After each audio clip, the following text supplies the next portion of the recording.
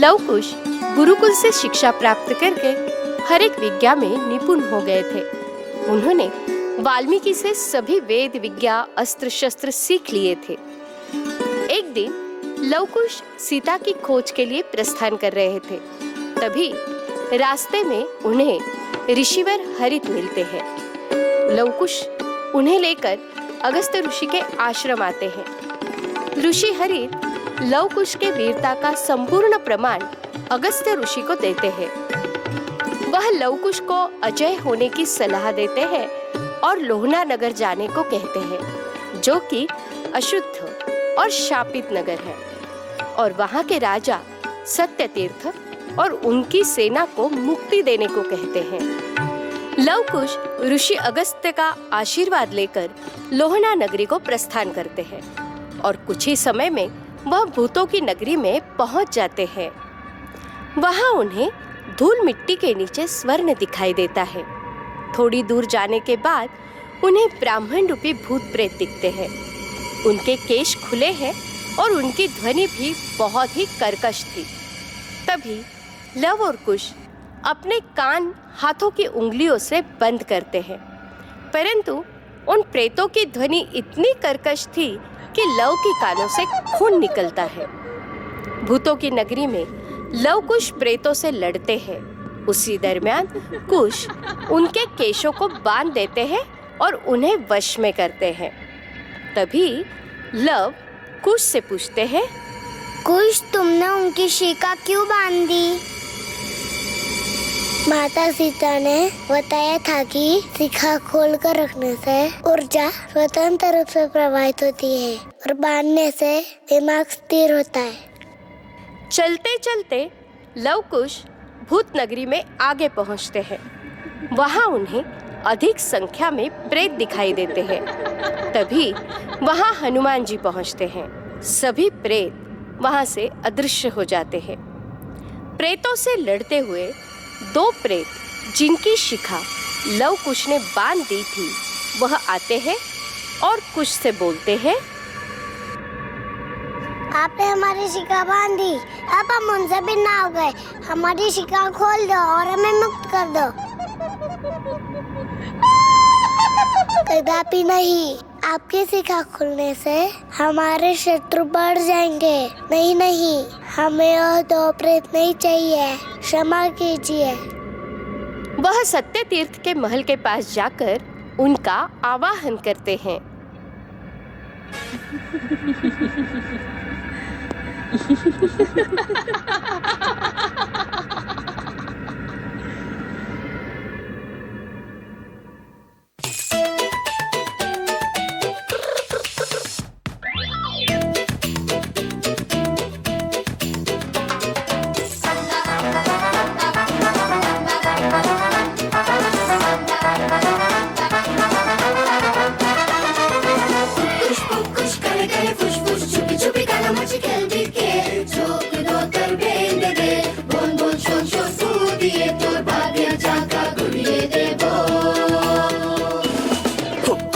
Push काने काने push push, फिर से तो गाना जरा हिंदी में। कूट के चूरे चांद के एक कटोरी में बांध के छू मंतर करके दिखला दूंगा। बाबा जी की झोली में से निकला एक कंकाल।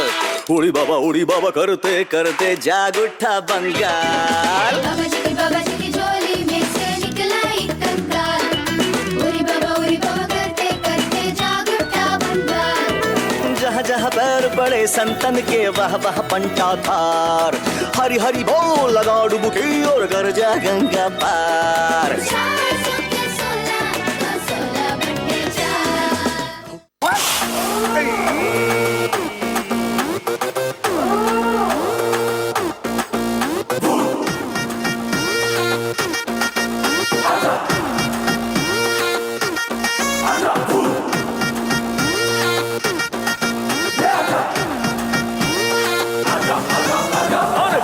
राजा भट आलिया भट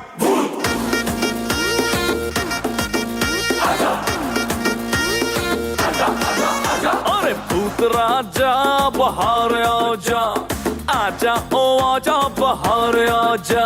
अरे भूत राजा बाहर आजा, आजा ओ आजा बाहर आजा, और सीधी दौरा से मान जा, नहीं तो मैं भजा दूंगा तेरा बैंड बाजा। भूत राजा भट आलिया भट। अरे मार क्यों रहे हो? अरे मेरे अंदर भूत नहीं, आपके अंदर है। अरे पागल है आदमी।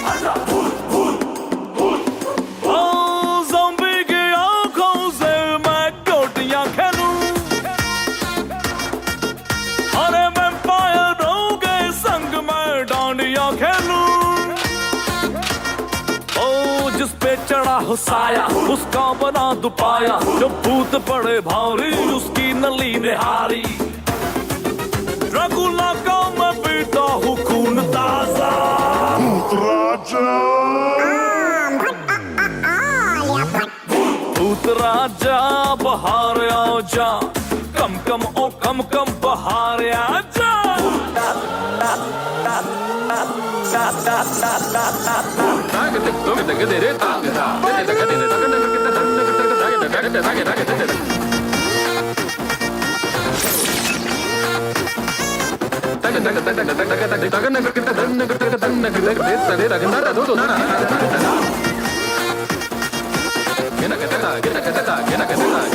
भूत राजा भूत राजा भूत राजा भूत राजा।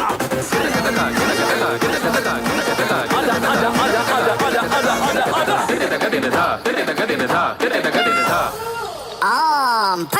महेश भट्ट।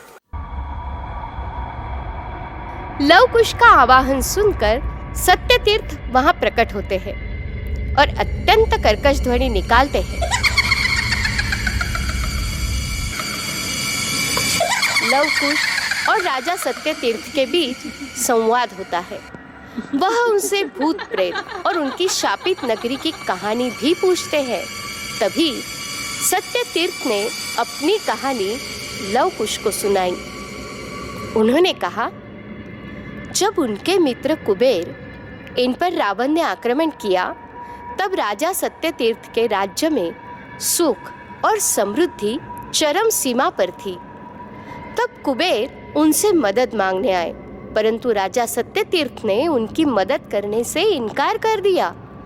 तभी कुबेर ने अत्यंत क्रोधित होकर उनको श्राप दिया कि तुम और तुम्हारी प्रजा उसी स्वरूप हो जाएगी जैसे तुम कृतज्ञ हो, और तुम्हारी प्रजा प्रेत योनि में चली जाएगी।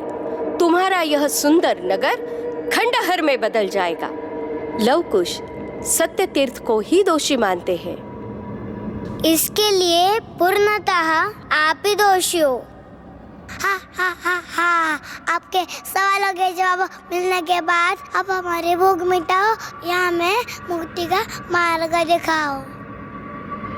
लव कुश और सत्यतीर्थ की सेना के बीच युद्ध होता है। तभी लव कुश खुद को सुरक्षा कवच में बांध लेते हैं। कुछ समय सोचने के बाद प्रेतों की भूख मिटाने के लिए वह शनिदेव से सहायता के लिए उनके नाम का जप करते हैं।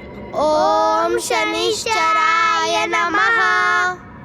ओम शनिश्चराय नमः। ओम शनिश्चराय नमः।